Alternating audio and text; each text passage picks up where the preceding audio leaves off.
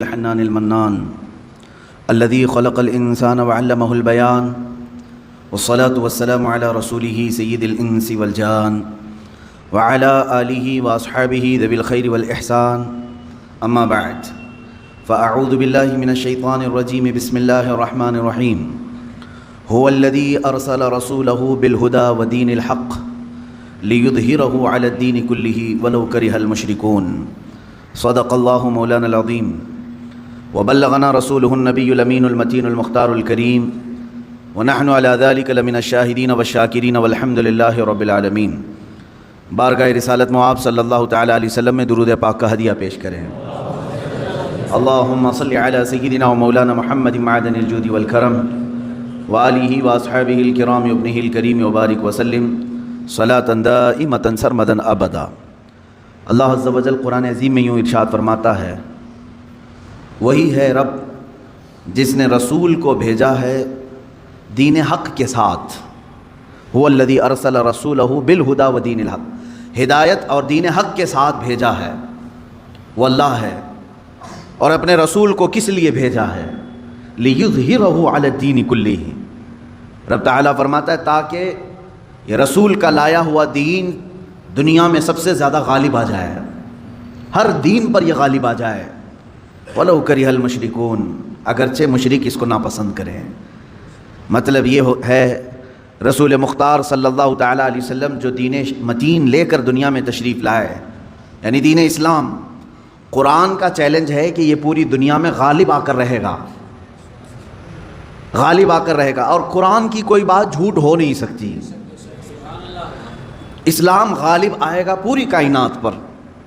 سب سے بہتر، سب سے برتر جو دین کہلائے گا دنیا میں وہ اسلام ہوگا، کیونکہ یہی دین حق ہے جس کے متعلق قرآن پاک نے ارشاد فرمایا۔ اب یہ کب غالب آئے گا، کیسے غالب آئے گا؟ رسول پاک صلی اللہ تعالیٰ علیہ وسلم تشریف لائے تھے تو صرف مکہ والوں میں یہ دین کا پرچار کرنا مقصد نہیں تھا، بلکہ یہ دین عالمی ہے، آفاقی مذہب ہے، ہر کونے کونے تک پہنچانا یہ مقصد رہا ہے۔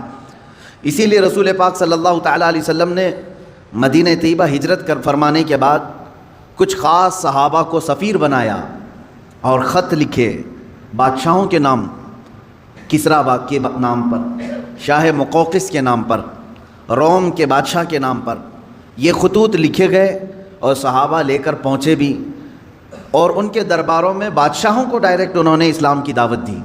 کون؟ صحابہ اکرام نے، اور کہا اسلم تسلم، اسلام لاؤ امن پا جاؤ گے۔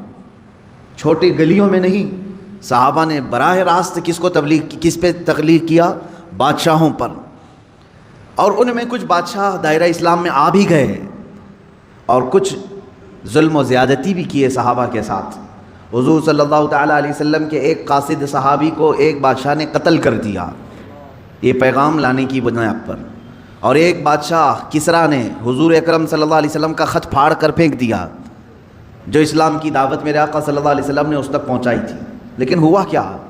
جب واپس خبر آئی مدینہ طیبہ، رسول اکرم صلی اللہ علیہ وسلم کو جب یہ خبر دی گئی تو میرے آقا نے فرمایا، دیکھنا عنقریب جس طرح اس نے میرے خط کو پھاڑا، اللہ اس کی سلطنت کو ٹکڑے کر دے گا۔ چند سال نہیں گزرے تھے، کسریٰ کے محل میں بغاوت شروع ہو گئی۔ کس نے بغاوت کی؟ خود اس کے گھر والوں نے، اس کے بیٹوں نے، یہاں تک کہ بادشاہ کو قتل کر دیا گیا۔ بادشاہ کو قتل کر دیا اس کے اپنوں نے، اور اس کی سلطنت جو کسریٰ سپر پاور تھا اس وقت کا امریکہ تھا، اس کے اتنے ٹکڑے ہو گئے کہ 14 صدیاں گزر گئی، آج تک دوبارہ کوئی کسریٰ آیا نہیں۔ وہ سپر پاور کبھی دوبارہ دنیا میں آ نہیں سکا۔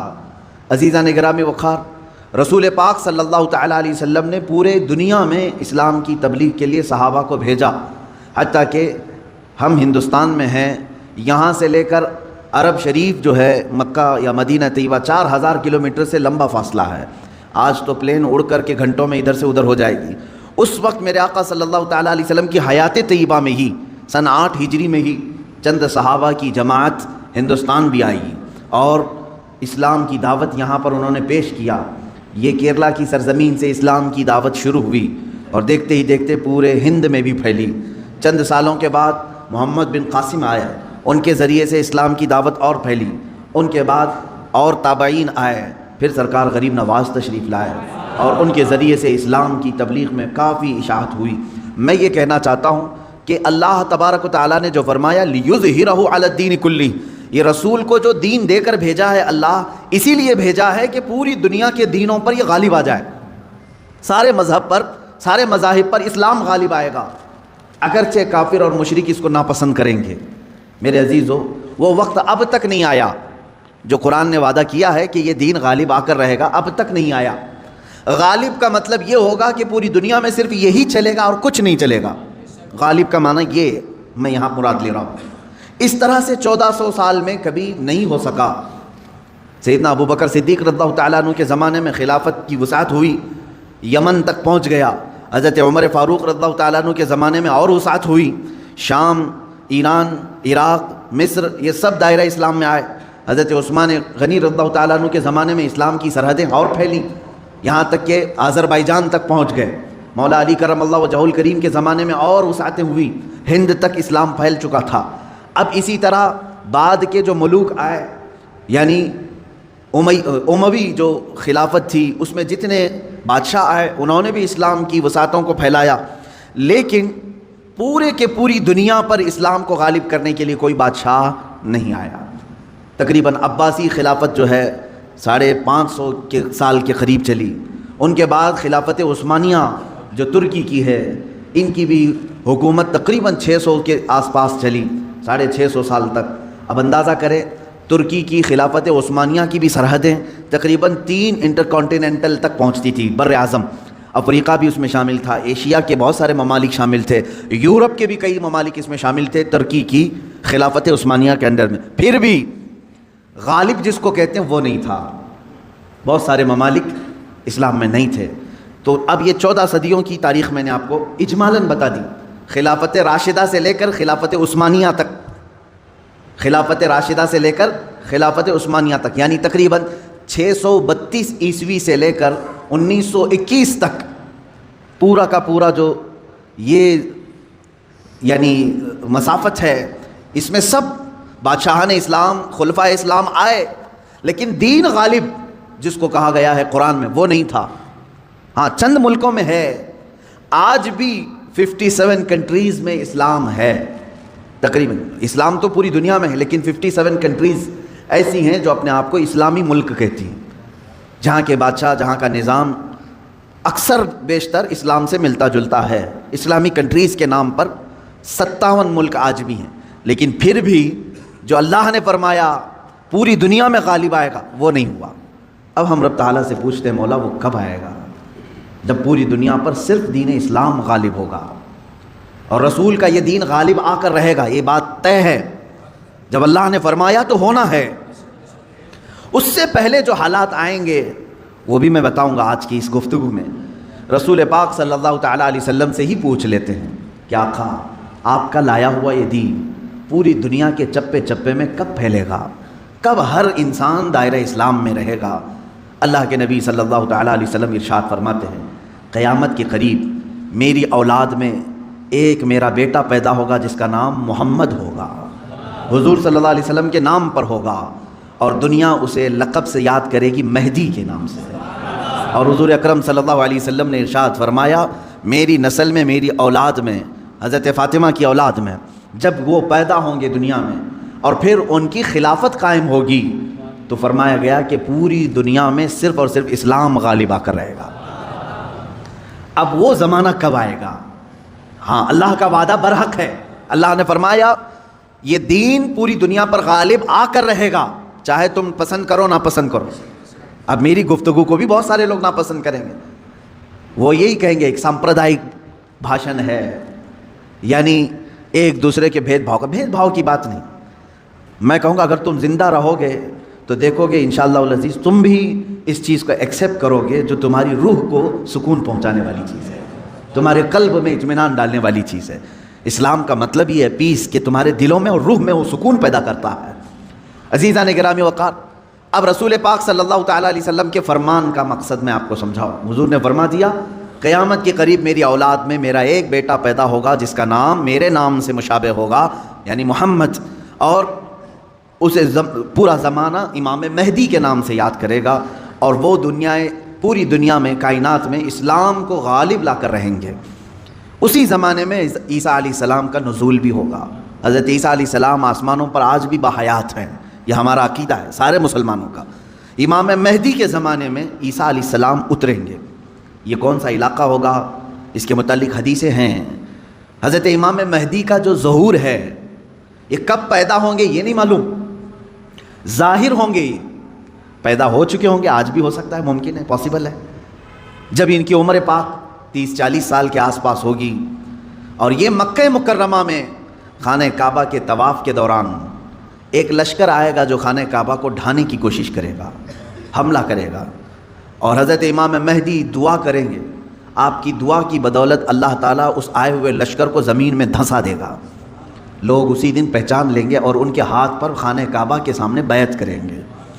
اب یہاں سے امام مہدی کا ظہور ہوگا، لیکن اتنا آسان نہیں ہے کہ سب مہدی مہدی کرتے ہوئے ان کے پیچھے چل پڑیں گے، بلکہ ان کے جانی دشمن بن جائیں گے وہاں کچھ لوگ جو ان کو قتل کرنے کی یا ہلاک کرنے کی کوشش کریں گے۔ امام مہدی اپنے متبعین کو لے کر ملک شام کی طرف چلے جائیں گے۔ اب ملک شام وہ ہے جس زمین کو میرے آقا صلی اللہ تعالیٰ علیہ وسلم نے ارشاد فرمایا یہ حشر کی زمین ہے، یہ حشر کی زمین ہے، سارے لوگ ہانکتے ہوئے ادھر ہی لے جائے جائیں گے۔ آج شام سے سب بھاگ رہے ہیں، بمباری ہو رہی ہے، لیکن میرے آقا نے فرمایا ایک زمانہ ایسا آئے گا کہ سب ہجرت کر کے ملک شام کی طرف جا رہے ہوں گے، سب جمع ہو رہے ہوں گے، ملک شام جمع ہو رہے ہوں گے، اور وہاں امام مہدی پہنچیں گے، اور وہاں آپ کی خلافت قائم ہوگی، اور عدل و انصاف اس قدر ہوگا کہ پھر وہ زمانہ آئے گا کہ شیر اور بکری ایک ساتھ چر رہے ہوں گے، کوئی ایک دوسرے پر حملہ نہیں کرے گا، اتنا امن قائم ہوگا۔ یہ رسول پاک صلی اللہ علیہ وسلم کی احادیث میں ہے۔ اب امام مہدی کی امامت کے دوران وہ فجر کا وقت ہوگا جب حضرت عیسیٰ علیہ السلام آسمان سے اتریں گے، اور جماعت کھڑی ہونے والی ہوگی، قائم ہونے والی ہوگی۔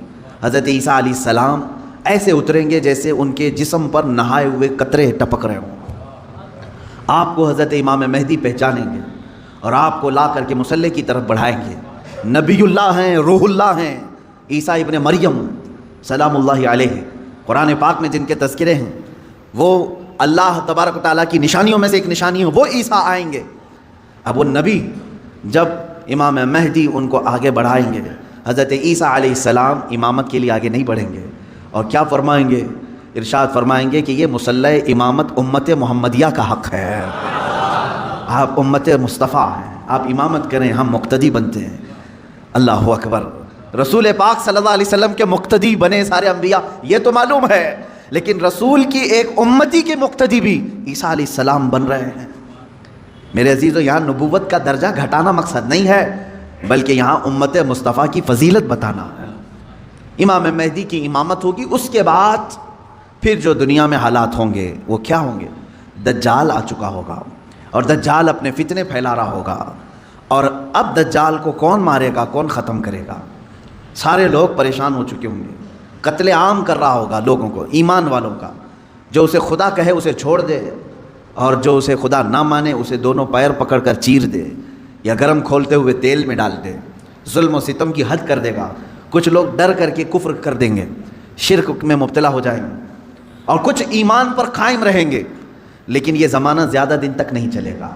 حضرت عیسیٰ علیہ الصلاۃ والتسلیم کے نزول کے بعد عیسیٰ علیہ السلام کی جہاں تک خوشبو جائے گی یا ہوا انہیں مس کر کے نکل رہی ہوگی، تو وہ ہوا دجال کو جیسے لگے گی وہ پگھلتا جائے گا، جیسے موم آگ کی گرمی سے پگھلتا ہے، دجال عیسیٰ علیہ الصلاۃ والتسلیم کی دوری کی ہوا سے ہی پگھل رہا ہوگا، یہاں تک کہ مقام لد ایک جگہ ہے، اسرائیل میں ہے وہ آج، اور دنیا کا بڑا ایئرپورٹ انہوں نے وہاں پر بنایا ہے، مقام لد کا ایئرپورٹ بھی بنا ہوا ہے، اور حدیث پاک میں ہے عیسیٰ علیہ السلام مقام لد پہ اس کو اپنے تیر سے نشانہ بنائیں گے اور قتل کر دیں گے، اور امت مصطفیٰ کا یہ آخری فتنہ بھی ختم ہو جائے گا۔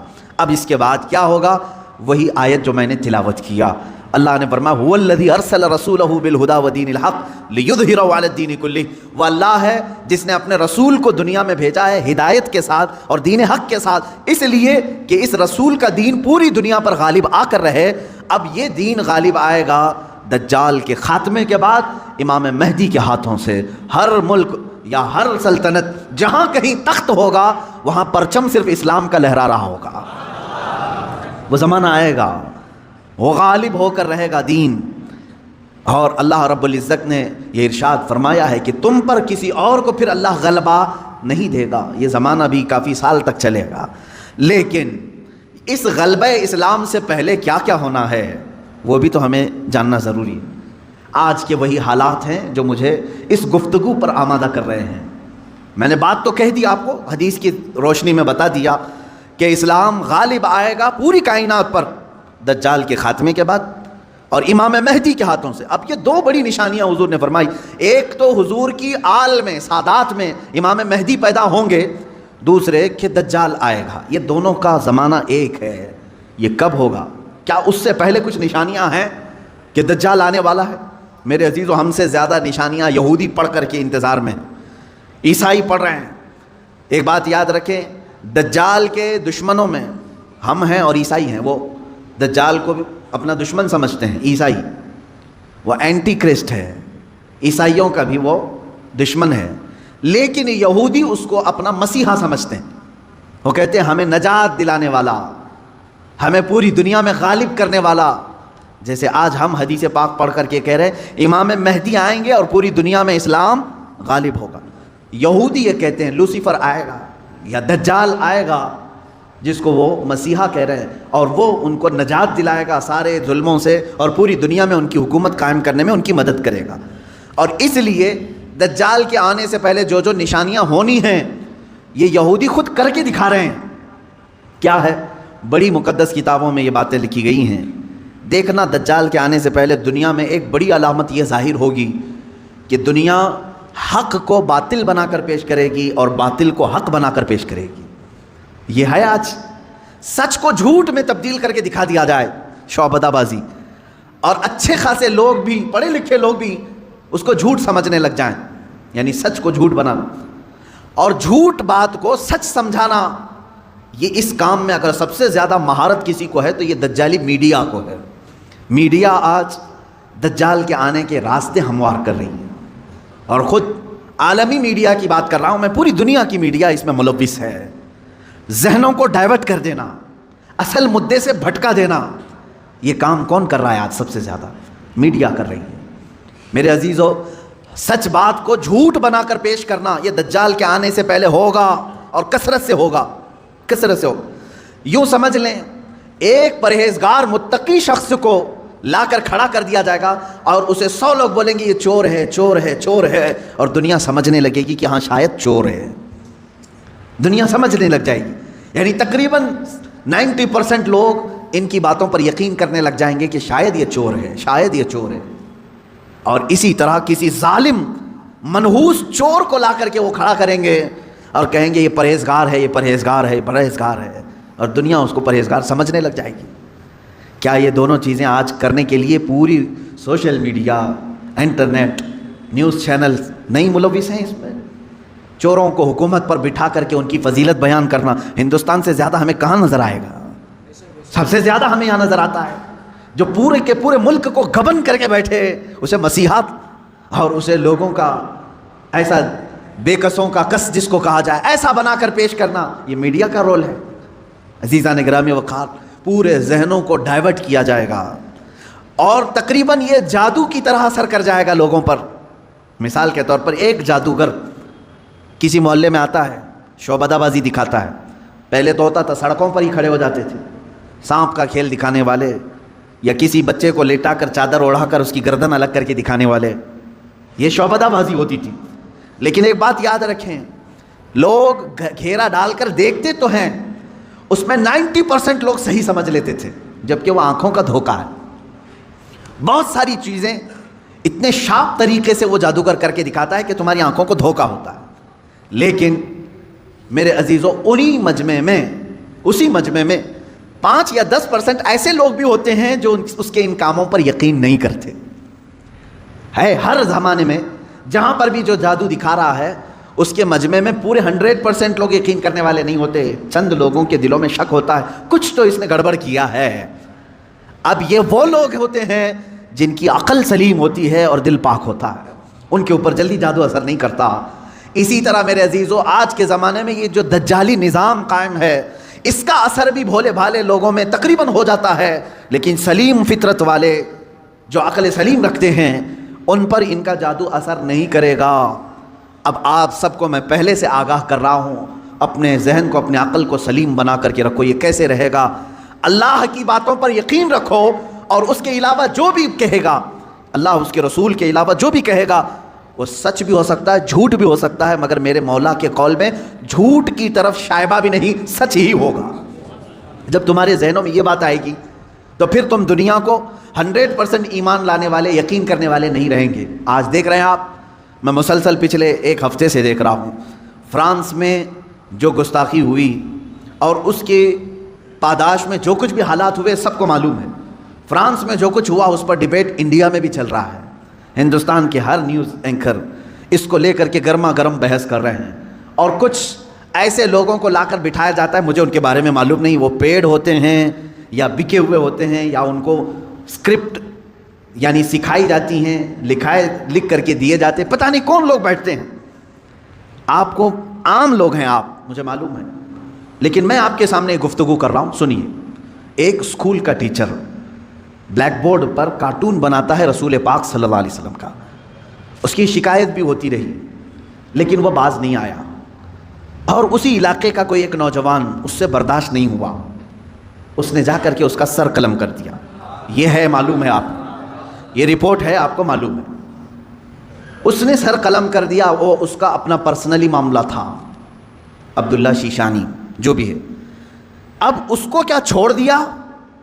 لوگوں نے چھوڑ دیا عبداللہ کو، بلکہ اسی وقت گولیوں سے بھون دیا فرانس کی پولیس نے، ختم کر دیا۔ دونوں ختم ہو گئے، جن کے دونوں کے معاملات تھے وہ چلے گئے۔ اب میں ایک جملہ کہتا ہوں، تمہارے نزدیک عبداللہ شیشانی ٹیررسٹ ہے، یعنی اس نے سر قلم کیا اس لیے یہ ٹیررسٹ ہے۔ ہمارے نزدیک رسول کا خاکہ بنانے والا سب سے بڑا ٹیررسٹ ہے، ظاہر سی بات ہے۔ اب فیصلہ یہی ہوگا، تمہارے نظر میں جو ٹیررسٹ تھا اس نے اس کو قتل کیا جو ہمارے نظر میں ٹیررسٹ تھا۔ بہرحال یہ معاملہ ہو گیا یا ختم ہو گئی بات۔ لیکن میرے عزیزو، اس واقعے کے بعد فرانس کی حکومت کو کسی ایک کی طرفداری کر کے گورنمنٹ بلڈنگوں پر حضور پاک صلی اللہ علیہ وسلم کے خاکے لگانے کا کیا مقصد تھا؟ حکومت کسی ایک ویکتی کے، ایک پرسنل شخص کی حمایت کرتے ہوئے اور گورنمنٹ کی بلڈنگ پر بڑی سائز میں حضور پاک صلی اللہ علیہ وسلم کی تصویر لگا رہی ہے، یعنی کارٹون بنا کر کے۔ کارٹون در حقیقت یہ گالی کی صورت ہے، آدمی صاف گالی نہیں دے سکتا تو اس کی صورت بگاڑ کر کے کہیں لکھ دے، حضور پاک صلی اللہ علیہ وسلم کو انہوں نے کیا۔ اب پوری دنیا بھر کے مسلمانوں میں جو غصہ ہے میرے عزیزو، یہ قتل جو ہو چکا تھا وہ 8 دن پہلے ہو گیا، 10 دن پہلے ہو گیا، معاملہ ختم ہو گیا۔ اس قتل پر کسی نے احتجاج نہیں کیا، کہیں ہے کسی پروٹیسٹ نہیں ہوا۔ پوری دنیا بھر کے مسلمان جو راستوں پر آئے یا پروٹیسٹ کیے، کس کے متعلق؟ فرانس کی حکومت نے جو یہ غلطی کی ہے، اپنی عمارتوں پر، گورنمنٹ کی بلڈنگوں پر جو رسول پاک کے خاکے لگائے، اس کے خلاف پوری دنیا بھر کے مسلمانوں کو غصہ ہے، اور سب آئے۔ یہ بات صاف صاف میں بتا رہا ہوں آپ کو، سنیے۔ آپ کا میرا غصہ بھی کس پر ہے؟ دیکھیں، ٹیچر کا معاملہ ختم ہو گیا، اس نے کیا تھا، سامنے والے نے مار دیا، وہ معاملہ ختم ہو گیا، وہاں ختم ہو گئی چیز۔ اور جس نے قتل کیا اس کو بھی تم لوگوں نے نہیں چھوڑا، وہ بھی اس کو بھی گولیوں سے مار دیا، معاملہ ختم۔ لیکن ایک گورنمنٹ کا بلڈنگ پر اس طرح سے تصویریں لگانا، یہ در حقیقت پوری دنیا کے مسلمانوں کو جھنجھوڑنا تھا، پوری دنیا کے مسلمانوں کے دلوں پر ضرب لگانا تھا۔ اب ہم پروٹیسٹ کیے، آپ پروٹیسٹ کیے، ہم نے کہا، لیکن ہندوستان میں آنے کے بعد اب دجالی نظام کی جو میڈیا ہوتی ہے یہ کیا کرتی ہے؟ پورے بحث کو ڈائیورٹ کرتی ہے، پورے مدے کو ڈائیورٹ کرتی ہے۔ یہ سارے جتنے پروٹیسٹ ہو رہے ہیں، نیوز والے اسے کیا دکھا رہے ہیں جانتے ہیں آپ؟ نیوز والے یہ دکھا رہے ہیں کہ دیکھو، ایک ٹیررسٹ کی حمایت میں اتنے مسلمان ہندوستان کی سڑکوں پر آ گئے، یعنی عبداللہ شیشانی نے جو قتل کیا ٹیچر کا، اس کی حمایت میں یہ سارے لوگ کھڑے ہیں، اور پورا ڈبیٹ اسی پر چل رہا ہے۔ کیا آپ لوگ ہندوستان میں رہ کر کے ایک قتل کی حمایت کرتے ہیں؟ ایک قتل کی حمایت کرتے ہیں؟ ہم نے کہاں یہ قتل کے متعلق پروٹیسٹ کیا ہے؟ بتاؤ ذرا صحیح. اس عبداللہ نامی لڑکے کا کسی ایک کے ہاتھ میں بینر آیا پوری دنیا میں کہیں پر کہ اس کے قتل کی حمایت میں پروٹیسٹ ہو رہا ہے؟ میرے عزیزو، پورے مدے کو ڈائیورٹ کرنا یہ میڈیا کا کام ہے، جبکہ انہیں معلوم ہے کہ پوری دنیا کے مسلمان جو پروٹیسٹ کر رہے ہیں وہ قتل کے متعلق نہیں، بلکہ وہ فرانس کی گورنمنٹ کی حرکتوں پر پروٹیسٹ کر رہے ہیں. اب اس کی ایک مثال میں آپ کو بتا دوں. یہ میڈیا اینکرز یہ کہتے ہیں کہ فرانس کا وہ اندرونی معاملہ ہے، وہ اندرونی معاملہ ہے، وہ چاہیں ان کو فریڈم آف ایکسپریشن ہے، وہ سیکولر ہیں، وہ چاہیں تو کسی ایک ویکتی کی حمایت کریں اور بلڈنگ کی پوری تصویر لگا دیں رسول پاک صلی اللہ تعالیٰ علیہ وسلم کی تصویر سے. میرے عزیزو، اگر یہ فرانس کا اندرونی معاملہ ہے تو انڈیا میں ڈیبیٹ کیوں ہو رہا ہے؟ آپ کے نیوز روم میں یہ بحث کیوں ہو رہی ہے؟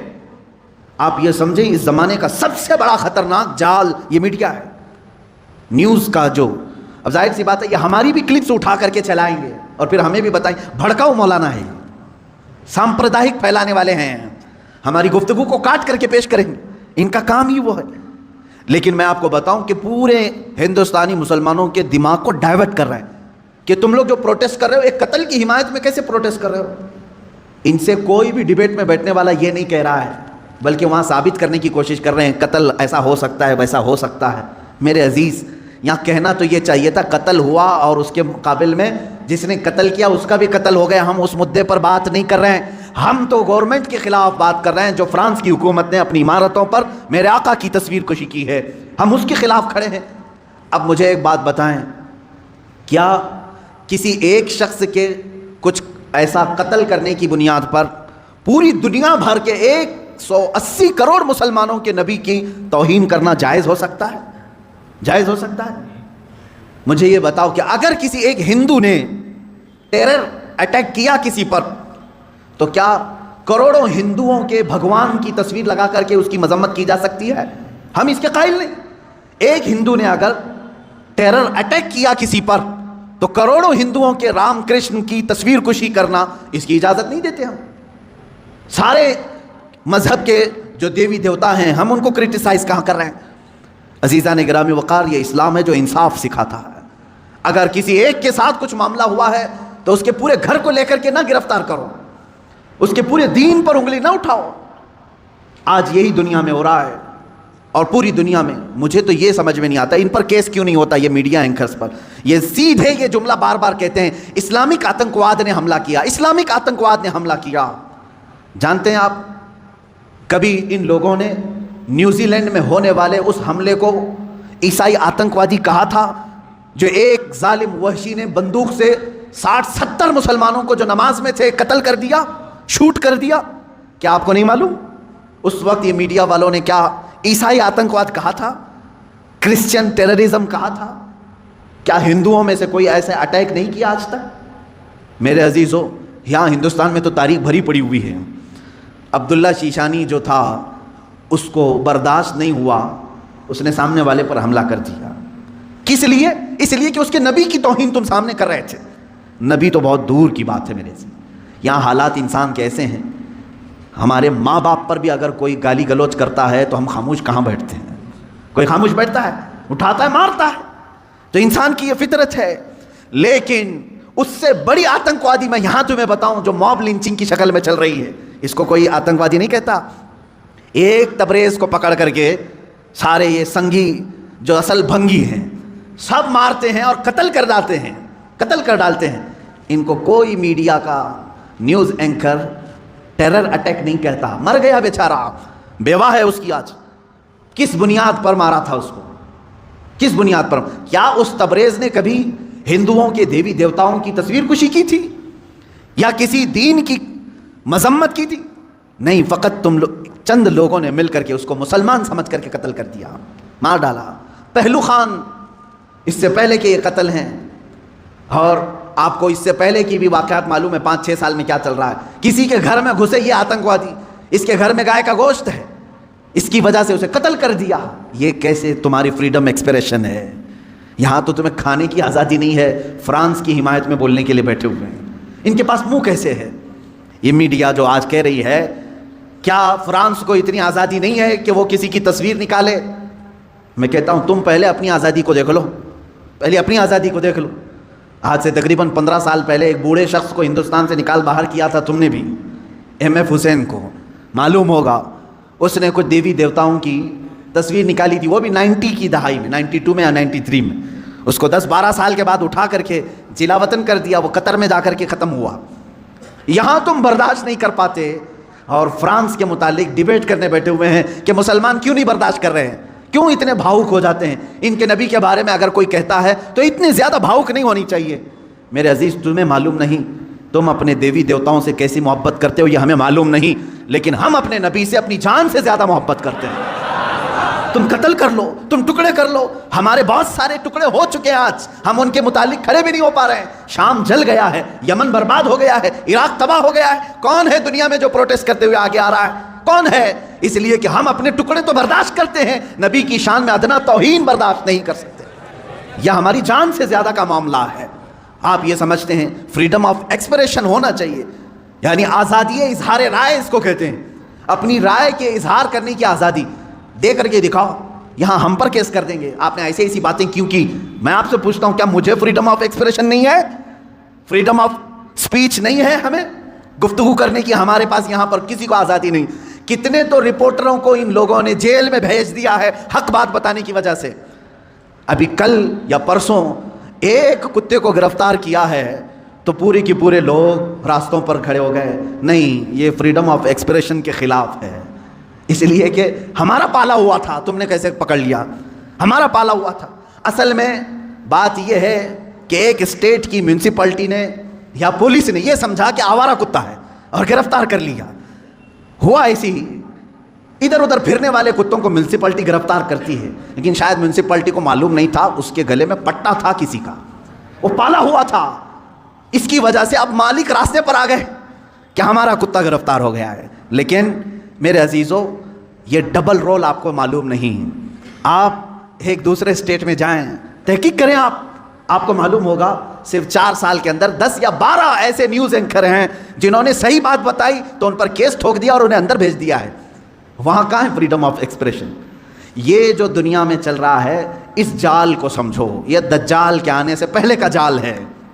آپ سے صرف اور صرف میں ایک ہی گزارش کروں گا، اور میری بات سننے والوں سے میری اپیل ہے، ایک اپیل ہے کہ آج اللہ رب العزت نے تمہیں عقل سلیم عطا کیا ہے، جو کچھ یہ جادو دکھا رہے ہیں اس پر 1% بھی یقین مت کرنا، یقین مت کرنا۔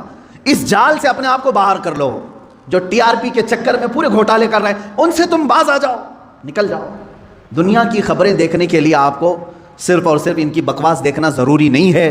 اب دنیا گلوبل ولیج کی شکل اختیار کر چکی ہے، ادھر نظر ہٹاؤ ادھر نظر ہٹاؤ سب تمہیں دکھ جائے گا، لیکن ان دجالی نظام کے پیروکاروں کے پیچھے نہ جائیں، یہ میری آج کی یہی گزارش ہے، ورنہ جادو تم پر بھی اثر کرے گا اور تم بھی وہی بولی بولو گے، تم بھی وہی بولی بولو گے۔ 4-5 سال کے اندر ان لوگوں نے ایسا ہی فیلڈ بھی بنائی، جو پہلے کٹر دشمن تھے وہ آج کٹر حامی بن گئے، ان کے جے جے کار کرنے لگے، یہ بھی آپ نے دیکھا ہوگا۔ تو میڈیا کا اثر دماغوں پر آنے نہ پائے، اس بات کی میں اپیل کروں گا، اس لیے کہ دجال کے آنے سے پہلے جو علامات بتائی گئی اس میں سب سے بڑی علامت یہ ہے حق کو باطل بنا کے پیش کیا جائے گا اور باطل کو حق بنا کر پیش کیا جائے گا۔ جیسے فلسطین کو بھی دیکھ لیں، فلسطین ایک چھوٹا سا ملک، یہ فرسٹ ورلڈ وار میں مسلمانوں کی آبادی پوری 4000 یہودیوں کو رہنے کے لیے شرن دیا گیا، شرن کہتے ہیں نا، پناہ دی گئی 4000 یہودیوں۔ اب یہ ان کی ہجرت شروع ہوئی 4000 سے، فلسطین جانے لگے لاکھوں کی تعداد میں پہنچ گئے۔ 1948 کے زمانے میں 1947 جو ہماری آزادی کا سال ہے، اسی کے دوسرے سال اسرائیل میں وہ جو 4000 آئے تھے اب لاکھوں کی تعداد میں جمع ہوئے، انہوں نے اعلان کر دیا کہ یہ فلسطین نہیں ہے، یہ اسرائیل ہے، یہ ہمارا ملک ہے، ہمارے باپ داداؤں کا ملک ہے، پہلے سے ہم یہیں آباد تھے۔ اب وہ دنیا کو منانے لگے، اپنی ایمبیسیاں ہر ملک میں کھولنے لگے۔ کچھ ملک اس وقت نہیں تسلیم کر رہے تھے کہ نہیں تم کنٹری نہیں ہو، تم زبردستی قبضہ کیے ہو، لیکن میڈیا نے اتنا دماغ واش کیا کہ آج عرب کی دھرتی پر بیٹھے ہوئے بادشاہ بھی یہ کہنے لگے فلسطین تھا ہی نہیں، اسرائیل ہی اصل ہے، مان لیا۔ یہ جادو اثر کر گئے. آج متحدہ عرب امارات بھی کہتا ہے کہ اسرائیل ایک کنٹری ہے, ہم اس کو تسلیم کرتے ہیں. سعودی نے بھی تسلیم کر لیا ہے, جارڈن تو بہت پہلے سے تسلیم کیا ہوا ہے, مصر تسلیم کیا ہے, اب سوڈان کی باری ہے. اس طرح سے جو اسلامک کنٹریز تھے وہ کہتے تھے فلسطین ہمارا قبلہ اول ہے, وہاں پر بیت المقدس ہے, سال ہا سال سے مسلمان آباد ہیں. کوئی تسلیم نہیں کرتا تھا, لیکن میڈیا کا جادو اثر کرتا رہا. انہوں نے ایسی فیلڈ بنائی کہ اب ہر کوئی ان کے انڈر میں آتا رہا. یہ دجال کے آنے سے پہلے یہ فیلڈ ہموار کی جائے گی. اب مسلمانوں آپ اپنے ذہن کی خبر لو, اپنے دماغ کی خبر لو. کیا ان کی بنائی ہوئی فیلڈ پر تم بھی اپنا دین بیچ کر کے ان کی جے جے کار کرو گے, یا پھر رسول پاک کے لائے ہوئے دین پر برقرار رہو گے؟ اپنے ذہن کی خبر تم خود لے لینا. دنیا جو دکھا رہی ہے میں اس کو ایکسیپٹ کر لوں گا. جیسے مار مار کر کے کسی کو چور کہلوایا جائے, پولیس کا کام ہوتا ہے, وہ ظلم برداشت نہیں کرتا, آخر میں کہتا ہاں میں نے چوری کر لیا, لے جا کر کے کورٹ میں پیش کر دیا, دیکھو ہم نے اس کو اقرار کرا دیا اس نے چوری کیا, تم نے اس پر اتنی لاٹیاں ماری, اتنا کچھ کیا, مجبور ہو کر کہ اس نے کیا. یہی کام پوری دنیا میں کیا جائے گا. جگہ جگہ پکڑ کر کے مارنا, تمہاری داڑیاں کھینچنا, تمہاری ٹوپیاں اتارنا, تمہیں قتل عام کرنا, کسی ملک سے دربدر کرنا. مسلمان ڈر جائے, سہم جائے. اور یہ جو بولی بول رہے ہیں کہ تم آتنکواد ہو, آتنکواد ہو, تم ان کے ظلم کو برداشت نہ کر پا کر کے یہ کہنے لگ جاؤ گے کہ ہاں صحیح میں یہ مسلمان آتنکواد ہیں. یہاں تک وہ تمہیں لانا چاہتے ہیں, یہاں تک لانا چاہتے ہیں. میرے عزیزو یاد رکھنا, یہ جو ظلم کیے جا رہے ہیں آج پوری دنیا میں, اس سے خطرناک ظلم دجال کے زمانے میں آئے گا.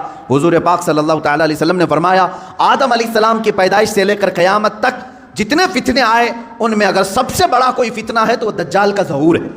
میری امت اس میں بھی مبتلا ہوگی, لیکن ڈرو مت, گھبراؤ مت. دجال کے آنے کے بعد ہم بچیں گے کیسے؟ ایک بات یاد رکھنا, جس کے ساتھ اللہ ہے, رب ذوالجلال کا یقین اس کے دل میں ہے, وہ دجال کیا 100 دجالوں سے بھی بچ جائے گا. اور جو دجال کے فتنوں سے بچ گیا, میرے آقا صلی اللہ علیہ وسلم نے بشارت دی, وہ بغیر حساب کتاب کے جنت میں جائے. سارے فتنے تو دنیا میں اس نے جھیل لی, ساری مصیبتیں جھیل لیا ہے, اللہ رب العزت اسے انعام عطا کرے گا, آپ جنت کے حقدار ہوں گے. اس لیے اپنے ذہن کو, اپنی طبیعت کو ہمیشہ سنبھال کر کے رکھو. میرا دماغ اور میرا ذہن بکنے والا نہیں. اور چاہے یہ ظلم کے پہاڑ ہم پر توڑ دیں, آج ہو رہا ہے, کل ان کی باری تھی, آج ہماری باری ہے, یہ ہو سکتا ہے. آج ان کی باری ہے, کل ہماری باری ہے, یہ ہو سکتا ہے. ہم اگر اس ظلم کے شکار ہو گئے تو اے میرے سننے والوں, کبھی نہ گھبرانا, کبھی نہ گھبرانا. امت کے علماء جاتے رہے لیکن اسلام پھلتا پھولتا ہی رہا. آج اگر ہمارے خون کی اسے ضرورت ہے تو ہم اپنے خون سے اس کی سچائی کریں گے, اس لیے کہ ہم یزیدی نہیں, ہم حسینی کردار رکھتے ہیں. ضرورت پڑے تو اسلام کے لیے اپنے خون سے آبیاری کی جائے گی اور دین اسلام کی حفاظت کی جائے گی. آپ سب اپنے اختلافات کو ختم کرو. ان دجالی نظاموں پر آپ یقین کبھی مت رکھنا. گھر میں جاتے ہی ٹی وی آن کرنا, اس نیوز کو دیکھتے ہیں, اس نیوز کو دیکھتے ہیں, اور پھر اس کو کہیں آمنا صدقنا, ہم ایمان لایا, ہم تصدیق کرتے ہیں. نہ, آج کے زمانے میں جس نے اس طرح کا یقین کیا, میں سمجھتا ہوں اس نے بہت بڑی گمراہی خرید لی ہے, بہت بڑی گمراہی. ہاں, جب قرآن کھولنا تب کہنا آمنا و صدقنا, میں ایمان لاتا ہوں اور اس کی ہر بات پر تصدیق کرتا ہوں. اس لیے قرآن نے کہا ہے هو الذی ارسل رسولہ بالہدی ودین الحق لیظہرہ علی الدین کلہ ولو کرہ المشرکون. وہ اللہ ہے جس نے اپنے رسول کو ہدایت کے ساتھ بھیجا ہے اور ایک حق دین دے کر کے بھیجا ہے. اس لیے بھیجا کہ اس رسول کا دین پوری دنیا میں غالب آ کر رہے گا, پوری دنیا میں غالب آ کر رہے گا. انشاءاللہ العزیز وہ دن آئے گا جب ہر گھر پر, ہر پارلیمنٹ پر پرچم اسلام لہرا رہا ہوگا. میرے نبی کا, مصطفیٰ کریم صلی اللہ تعالیٰ علیہ وسلم کا نظام بول رہا ہوگا. اللہ رب العزت سے ہم یہ دعا کرتے ہیں کہ مولا اگر ہماری قسمت میں وہ دن لکھے ہوں تو ضرور ہمیں ان دنوں تک زندہ رکھ اور ہماری عمر کو اتنی طویل کر کہ ہم کائنات عالم میں پرچم اسلام کو لہراتے ہوئے دیکھ سکیں, ہمارے دلوں کو سکون ہو سکے. اے قدیر و جبار خدا, اگر ہم غریبوں کے حصے میں کوئی چیز تو لکھنا رکھا ہے تو بس تیری ذات سے یہ امید رکھتے ہیں, تیرے فضل سے یہ یقین رکھتے ہیں کہ ہمیں امام مہدی کی فوج میں شامل فرما دے, ان کی خلافت میں ہم سب کو شامل فرما دے. وآخر دعوانا ان الحمد للہ رب العالمین.